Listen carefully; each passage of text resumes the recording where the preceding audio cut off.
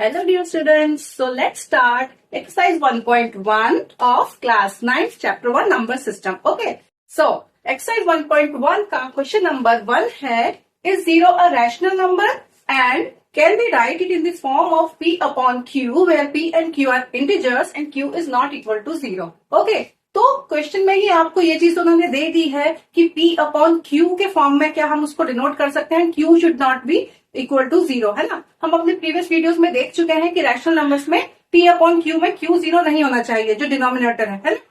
तो क्या लगता है आपको, क्या 0 एक रैशनल नंबर है? देखिए, p अपॉन q के फॉर्म में लिखने के लिए जरूरी है कि 0 के अपॉन में अगर मैं कोई भी नंबर को रखूं तो वो जस्टिफाइड होना चाहिए, मतलब 0 के अपॉन में कुछ भी वैल्यू रखने पर वो अनडिफाइंड नहीं होना चाहिए except 0. Okay, so 0 upon 1, 0 upon 2,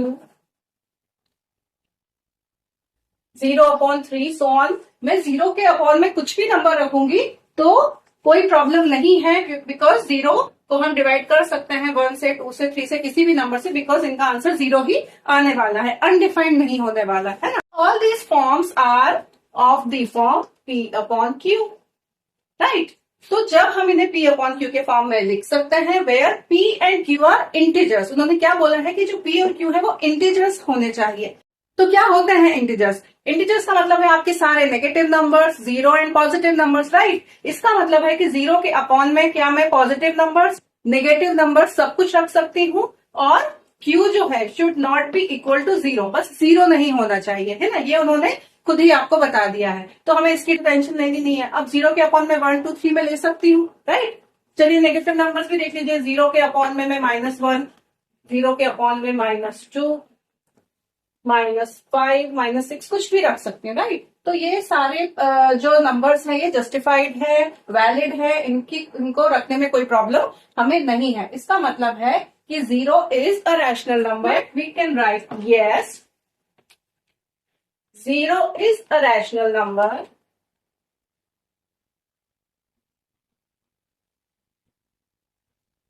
as we can write it in the form of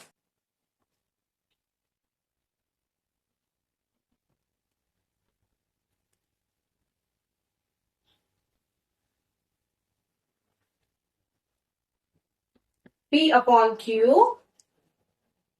where q is not equal to 0, है ना. पूरा जो क्वेश्चन का पार्ट था आपको वही लिखना है yes करके. yes, 0 is a rational number as we can write it in the form of p upon q where q is not equal to 0, and you will give some examples. Example 0 upon 1, 0 upon 5, and take some negative numbers also. 0 upon -6, 0 upon -22, anything, है ना. आप ये example देके बता सकते हैं कि हमने हर तरह के इंटीजर्स को लिया है, positive numbers and negative numbers, और ये नंबर्स जस्टिफाइड हैं. So answer is yes. Okay, so now let's move on to the next question.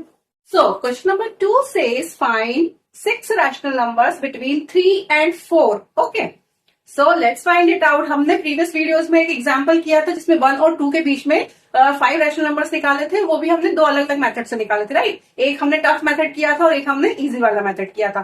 So tough वाला तो अभी छोड़ देते हैं, let's go for the easier one. Okay, अब देखिए 3 और 4 के बीच में आपको 6 रैशनल नंबर्स निकालना है. तो हमने उस एग्जाम्पल में क्या किया था, तो 6 रैशनल नंबर्स है, तो late assume any 6 numbers here. तो 6 नंबर्स का मतलब है कि हमने इनके बीच में 7 सेक्शंस करे हैं, राइट. तो ये 7 सेक्शंस हैं. इसका मतलब हम क्या करते थे कि अगर 6 नंबर्स निकालने हैं तो आप उसमें +1 कर दीजिए, क्योंकि एक ये जो सेक्शंस है वो 7 बन जाएंगे. तो 6 + 1 विल गिव यू 7.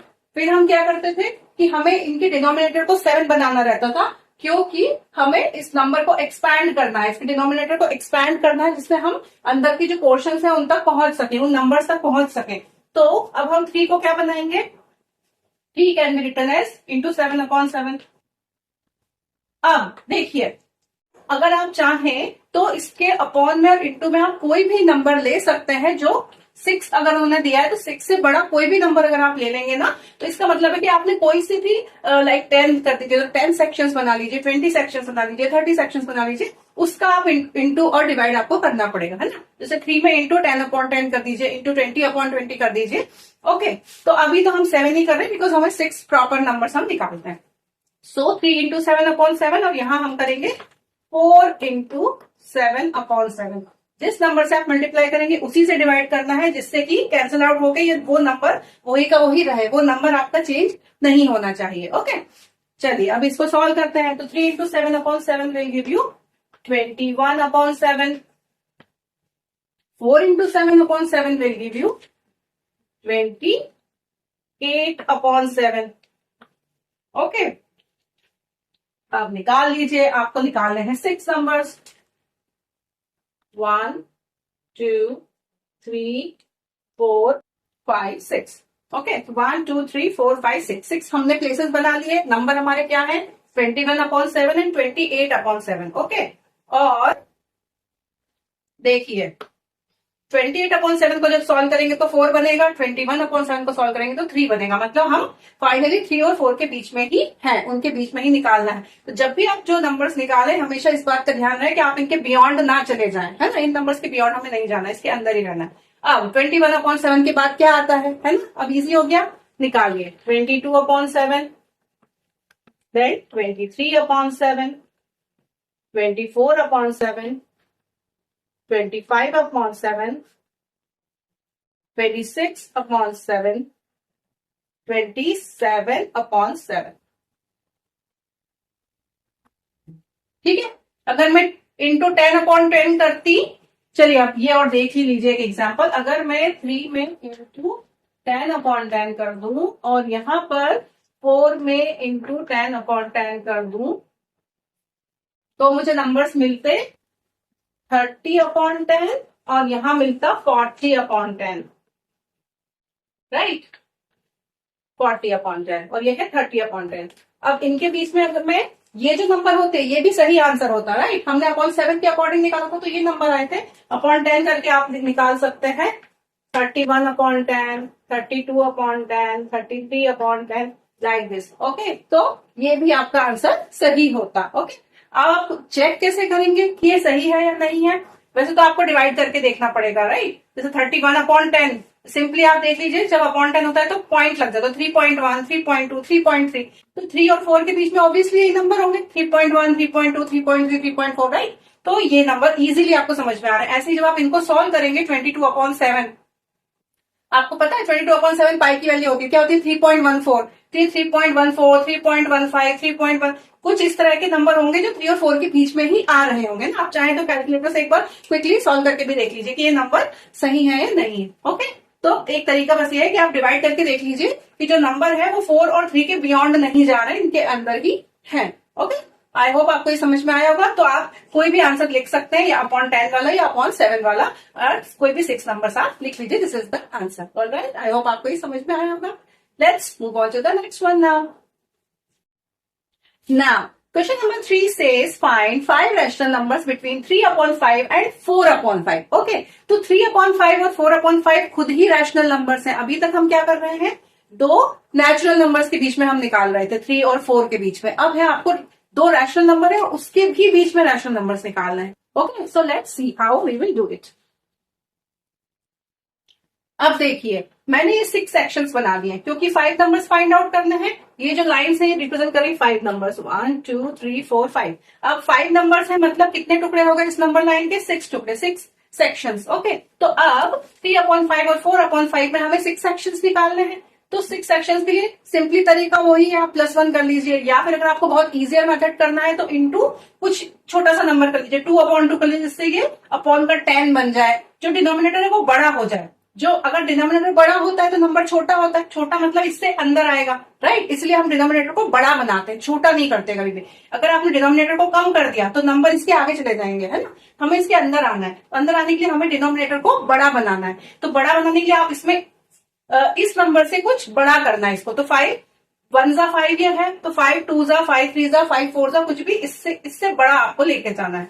ठीक है, तो हम तो अब उसी मेथड पे आ रहे हैं वापस, क्योंकि हमें 6 सेक्शंस करने हैं। तो 6 सेक्शंस का मतलब है 5 नंबर्स निकालने थे। तो बिकॉज 5 नंबर्स थे तो हमने वापस से 5 + 1 किया, तो हमें 6 सेक्शंस मिले हैं। तो हम करेंगे इंटू 6/6। तो we will do here 3/5 into 6/6 और यहां हम करेंगे 4/5 इंटू 6/6, राइट?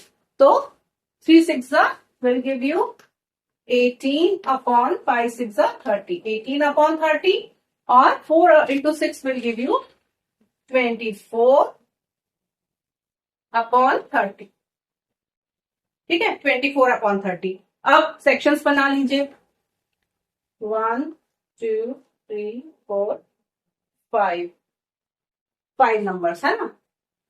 तो 5 नंबर्स अब क्या होंगे? 18/30 के बाद आ जाइए 19/30, 20/30, 21/30, 22/30, 23/30. 1 2 3 4 5. These are the 5 numbers. So 18/30 and 24/30 इनके बीच में आ गए हैं 1 2 3 4 5 नंबर्स. ओके, आप इन्हें सॉल्व करेंगे तो जो वैल्यूज आएंगी वो इन 3/5 एंड 4/5 के बीच की वैल्यूज ही होंगी. आप चाहें तो अपॉन में इंटू 10/10 कर दीजिए, 20/20 कर दीजिए, 2/2 भी कर सकते हैं जिससे डिनोमिनेटर 10 बन जाएगा, है ना. कोई भी नंबर लीजिए, 5 से बड़ा डिनोमिनेटर आपको बनाना है. Okay, so this is your answer. सबके आंसर्स वेरी होंगे, ये बात ध्यान रखिए. आप कहीं और किसी और से सीखेंगे, कोई और वीडियोस देखेंगे, आपके क्लास में आपके टीचर कुछ अलग सिखाएंगे, आपके फ्रेंड्स कुछ अलग निकालेंगे और बुक में कुछ अलग होगा. So don't get confused. ये सारे नंबर्स यहाँ लाई करते हैं, इन छोटे छोटे पॉइंट्स में बहुत सारे नंबर्स लाई करते हैं, तो कोई भी नंबर आप ले सकते हैं. ओके, सो आई होप ये आपको समझ में आया होगा. Let's move on to the next one. This is the question number 4 and it says state whether these statements are true or false and also give reason for your answer. Okay, तो आपको reason भी बताना है. आपकी understanding के लिए मैंने वापस से वो सर्कल्स बना दिए हैं जो हमने पहले किए थे. ये सर्कल्स क्या रिप्रेजेंट करते थे? Natural number, whole number, integers and rational numbers, है ना. मैंने आपको बताया भी था कि अगर आप भूल जाएं तो आप क्या करें, जैसे जैसे नंबर्स आपने अपनी नेक्स्ट क्लासेस में पढ़ते चले गए हैं वैसे वैसे ही नंबर्स के सर्कल्स आगे बढ़ते चले गए हैं, राइट. तो सबसे पहले आपने नेचुरल नंबर्स पढ़ा था, फिर होल नंबर्स, फिर इंटीजर्स और फिर रैशनल नंबर्स आए थे. वैसे ही इनके सर्कल्स हैं. सबसे पहले आते हैं नेचुरल, उसमें कुछ और ऐड कर देते हैं तो आता है होल नंबर, फिर कुछ और ऐड होता है तो आते हैं इंटीजर्स, और फिर कुछ और ऐड होता है तो आते हैं रैशनल्स, राइट. तो अब इनके अकॉर्डिंग हम इन स्टेटमेंट्स को देखते हैं कि ट्रू है या फॉल्स है. So statement 1 says every natural number is a whole number. क्या सारे नेचुरल नंबर होल नंबर होते हैं? देखिए, बिकॉज नेचुरल नंबर का सर्कल पहले आता है, होल नंबर्स का बाद में, इसका मतलब है कि सारे नेचुरल नंबर्स जो है वो होल नंबर्स के अंदर इंक्लूडेड हैं. नेचुरल नंबर में कुछ और हम ऐड कर देंगे तब होल नंबर बनेगा, बट नेचुरल जितने भी हैं वो सारे होल के अंदर आते हैं एक्सेप्ट वन. होल नंबर में एक एक्स्ट्रा 0 आ जाता है. तो नेचुरल तो पूरे होल के अंदर आ रहे हैं. So you will say the statement is true because, आप रीजन देंगे, because all the natural numbers comes under the whole numbers. Because all the natural number, जो भी नेचुरल नंबर्स हैं वो सारे होल नंबर्स के अंडर आते हैं. ओके, तो ये आप स्टेटमेंट इसका लिखेंगे. Alright, now every integer is a whole number. क्या सारे इंटीजर्स होल नंबर होते हैं? अब वापस यहाँ आइए, इंटीजर्स यहाँ आते थे, होल नंबर्स पहले आते थे. तो होल नंबर्स में 0 भी आता है और उसके बाद सारे नंबर्स आते हैं. इंटीजर्स में नेगेटिव नंबर्स भी आते हैं, -2 -3, फिर 0 भी आता है और सारे पॉजिटिव्स भी आते हैं. तो क्या सारे इंटीजर होल नंबर हो सकते हैं?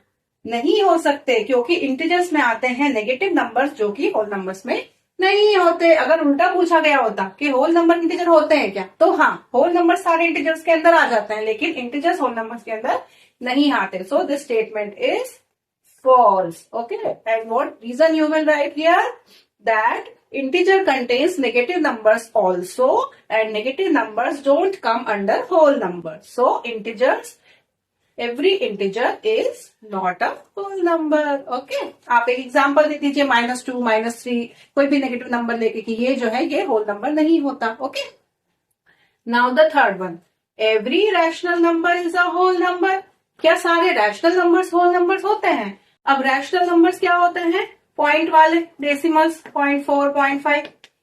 तो जो रैशनल नंबर्स हैं वो डेसिमल नंबर्स हैं, और डेसिमल नंबर जो है वो होल नंबर कंटेन नहीं करता है. तो again the same reason and the statement is false. और आप लिखेंगे कि every rational number is not a whole number because whole number doesn't contain the decimal values like 2/3, 4/5 ऐसे आप एग्जाम्पल देकर लिख दीजिए. ओके, तो आई होप ये सारे स्टेटमेंट्स आपको क्लियर हुए होंगे. That's all for today.